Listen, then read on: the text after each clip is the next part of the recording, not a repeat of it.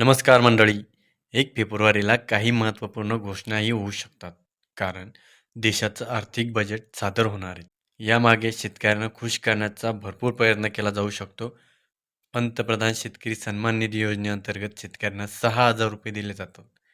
ती रक्कम 50% वाढवून वार्षिक 9,000 रुपये केली जाऊ शकते, असा एक माध्यमातून आलेला 2024चा अर्थसंकल्प सादर व्हायला 2024चा अर्थसंकल्प सादर व्हायला फक्त काही दिवस बाकी उरले आहेत. निवडणूक वर्ष असल्याने बजेटच्या माध्यमातून सर्वसामान्य माणसाला खुश करण्याचा सरकारचा प्रयत्न असेल. सरकारच सर्व लक्ष अन्न, घर, नोकरी आणि शेतकऱ्यावर असेल. हे अंतरिम बजेट आहे. त्यामुळे रोजगाराच्या जास्तीत जास्त संधी आणि महागाई रोखण्याच्या उपाययोजना जनतेला अपेक्षित आहेत. बजेटच्या सरकार बद्दल मोठ्या घोषणा होऊ शकते. रोजगाराच्या संधी वाढवण्याची सरकारला काही महत्त्वाची पावलं उचलावीच लागणार आहे. दरवर्षी लाखो युवकांना वर्कफोर्सचा भाग बनतात. त्यांच्यासाठी रोजगाराच्या संधी निर्माण करणे व बजेटमध्ये सरकारसमोर आव्हान असेल.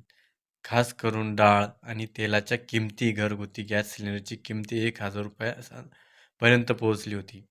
सरकारने 2-2.5 महिन्यापूर्वीच ही किंमत कमी केली, पण हे पुरेसे नाहीये.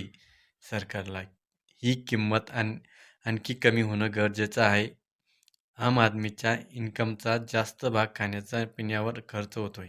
त्यामुळे खाद्यपदार्थाच्या वाढत्या किमती रोखण्यासाठी ठोस उपाययोजना हवी. अर्थमंत्री त्या दृष्टीने काही पावलं उचलतील अशीच अपेक्षा आपण या अर्थसंकल्पाच्या बजेटमधून करूया. तरुणांना रोजगाराच्या संधी वाढवण्यासाठी सरकारने हवी जी पावलं उचललेली नाही आहे मागे, मात्र आता या बजेटमध्ये सरकारला ती घ्यावीच लागणार आहे. युनियन बजेट त्यासाठी मोठी संधी आहे. यावर्षी लाखो युवक वर्कफोर्सचा भाग बनेल. त्यासाठी रोजगाराच्या संधी वाढवणं हे सरकारसमोरच मोठं आव्हान आहे. जे जाणकार आहे त्या लोकांच्या म्हणण्यानुसार सरकारने मॅन्युफॅक्चरिंगवर जास्त लक्ष केंद्रित केलं आहे. त्यामुळे रोजगार वाढण्यास मदत झाली.